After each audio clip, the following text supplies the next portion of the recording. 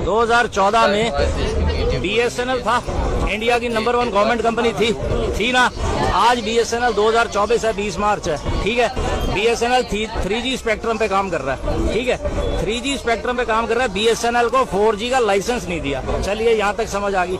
BSNL ने 25 साल के अंदर 80,000 टावर लगाए और लाखों किलोमीटर अंडरग्राउंड केबल बिछा दी।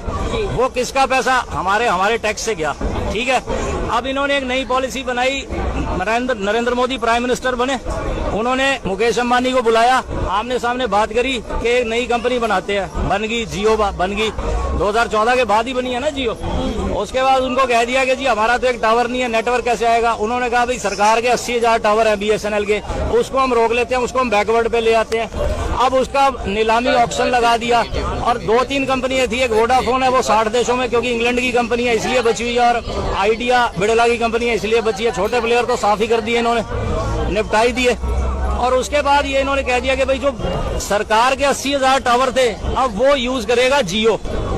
अब जियो ने अपना एक भी टावर नहीं कभी किसी जगह लगाया और 80,000 BSNL के टावर वो यूज कर रहा है। और BSNL को 3G दे रखा है और जियो को 5G पे दे रखा है। और सारा जो है वो रॉयल्टी, जो रेवेन्यू कमा रहा है वो मुकेश अंबानी ले रहा है। किसी ने उसके ऊपर रेट नहीं लगाई, और कोई लगाए तो कह देंगे ये पाकिस्तान का। बात को समझने की कोशिश करो, फैक्ट्स को, सच्चाई को समझो। देखिए